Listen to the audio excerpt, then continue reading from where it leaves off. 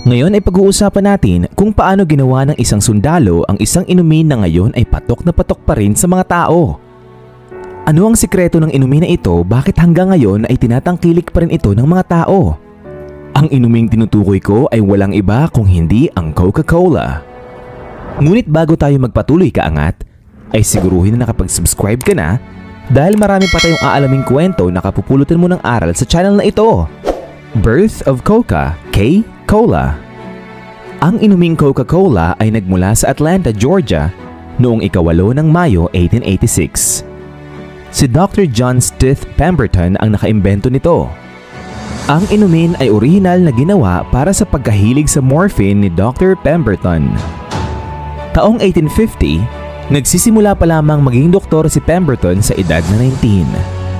Kahit siya ay matagumpay na sa kanyang larangan, nung pumutok ang gyera ay nag-volunteer siya bilang isang sundalo at nakamit ang ranggo na Lieutenant Colonel. Noong panahon ng Columbus War, nagtamo siya ng ilang sugat mula sa tama ng bala. Ang iba rito ay tumama sa kanyang dibdib. Tumigil siya sa pagsiserbisyo upang magpagaling. Upang mawala ang sakit na dulot ng mga tama ng bala, siya ay binigyan ng reseta na morphine. Kinalaunan ay lagi nang hinahanap ng kanyang katawan ang gamot. Napagdesisyonan niyang maghanap ng alternatibo na pareho ng epekto ng morphine. Ang bunga ng kanyang eksperimento na ito ay ang naging pangunahing sangkap sa paggawa ng Coca-Cola. Tinawag niya itong Pemberton's French Wine Coca. Nagtataglay ito ng cocaine sa pamamagitan ng isang extract galing sa dahon ng coca. Noong panahon na naimbento ang Coca-Cola, illegal pa ang cocaine. Ngunit ang inumin ay naging illegal dahil sa alcohol na taglay nito. Taong 1886, nung ilabas nila ang non-alcoholic drink na tinawag niyang Coca-Cola, the Temperance Drink. Sa Jacob's Pharmacy, unang ibinenta ang Coca-Cola bilang isang soda fountain drink sa halagang 5 sentimo. At ang pangalan ng Coca-Cola ay galing sa bookkeeper ni Pemberton na si Frank Mason Robinson. Lumabas ang kauna-unahang ads nila sa dyaryo ng Atlanta Journal noong 1886. Umaabot lamang sa 9 ang bumibili nito bawat araw. Nagkaroon ng sakit si Pemberton kaya naman napilitan siyang ibenta ang patent ng kanyang imbensyon, ngunit nagkaroon pa rin ng shares dito para sa kanyang anak. Hindi ito ang gusto ng kanyang anak, kaya noong 1888 ay ibinenta niya ang natitirang shares kay Asa Griggs Candler sa halagang $1,750. Aggressive marketing. Taong 1895, naging patok sa mga tao sa United States ang Coca-Cola kahit ang inumin ay hindi pa kilala sa Southeast. Upang mas makilala pa ang produkto, naisip ni Candler na magbigay ng mga sample coupon. Simula 1894 hanggang 1913, may bilang na 8.5 million ang taong nagkuha ng coupon. Nagbigay rin sila ng mga posters, calendars, lapis at orasan. Nag-adopt ang Coca-Cola ng franchise model kung saan ay maaaring magbigay ng lisensya sa ibang tao na gawin ang inumin. Nagsimula sila sa pagbibenta ng Coca-Cola syrup hanggang sa isagawa nila ang The Coca-Cola System.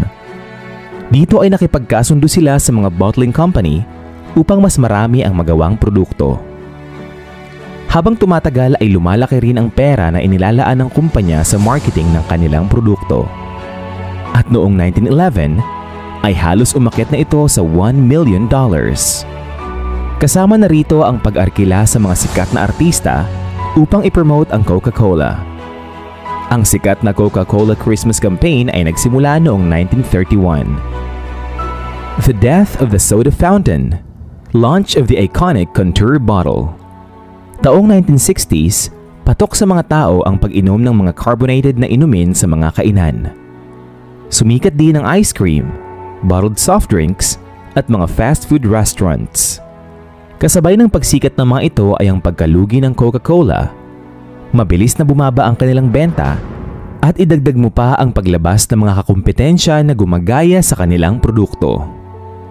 Naglabas ang Coke ng kompetisyon para sa bagong disenyo ng kanilang bote.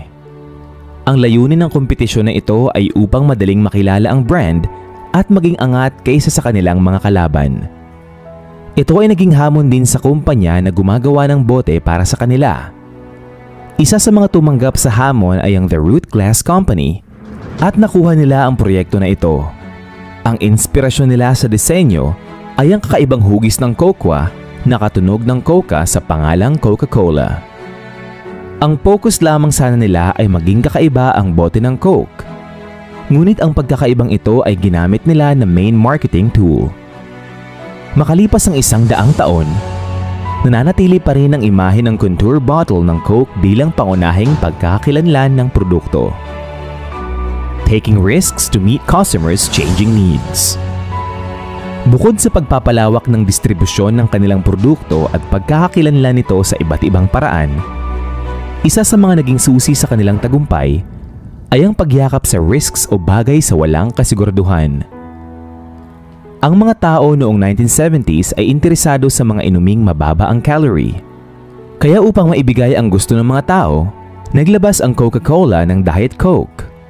Kahit may mga pag-aalinlangan sa bagong produkto na mawala ang trademark, naging matagumpay ito. Sa loob lamang ng 1 taon, naging number 1 ang Diet Coke bilang low-calorie na inumin. Ang paglalabas nila nito ang naging simula ng ilan pang risks para sa kanilang paglaki bilang kumpanya. Hindi lahat ng bago nilang produkto ay naging mabenta sa mga tao kagaya ng bagong formula ng Coke.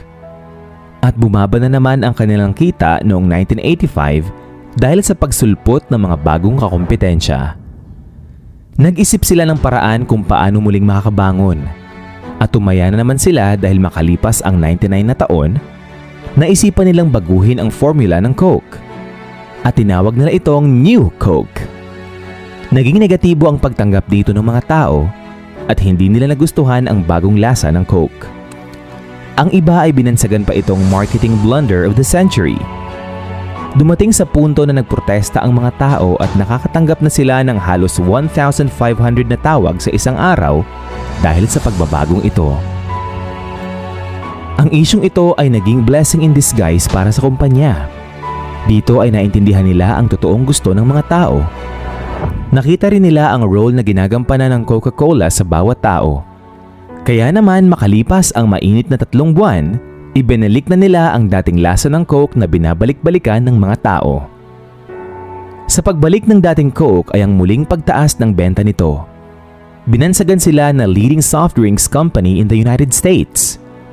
Hindi nila akalain na ang pagpapalit ng lasa ng Coke ang magiging isa sa pinakamatagumpay na marketing tool nila. Sa ika-10 anibersaryo ng New Coke, sinabi ng noong CEO na ito na si Robert Goizeta na ang New Coke ang magandang halimbawa ng intelligent risks. Today, makalipas ang halos 100 taon, nananatili pa rin sa rurok ng tagumpay ang Coca-Cola habang pinapanatili ang nostalgia na dala nito sa bawat kwento at pagsubok ng mga tao. Hindi tumigil ang kumpanya sa paglalabas lamang ng produkto na Coke. Ilan din sa kanilang mga produkto ay ang Sprite, Fanta, Diet Coke, Coke Zero, Minute Maid at marami pang iba. Sa ngayon, tinatayang umaabot sa 1 bilyon ang nakukonsumong produkto ng Coca-Cola sa loob ng isang araw. Nakamit nila ang tagumpay na ito sa tulong ng ilang pagsubok na kanilang pinagdaanan. Ngayon ay kilala ang Coca-Cola sa kulay pula nitong bote.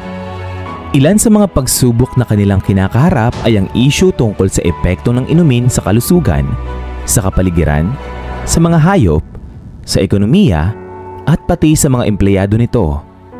Humarap din sila sa hindi na mabilang na kaso. Sa kabila ng mga issue at kontrobersyang ito, nanatili pa rin na matatag ang kumpanya at patuloy silang minahal at tinangkilik ng mga tao. Kaangat! Ano ang masasabi mo sa ating nakakamanghang topic ngayon? Isa ka rin ba sa mga taong mahilig uminom ng soft drinks kagaya ng Coke? Bukod dito, marami ka bang natutunan sa topic natin ngayon? Nakakuha ka ba ng mga tips kung paano patagalin ang isang negosyo? Alin ang pinaka-nagustuhan mo sa mga ito?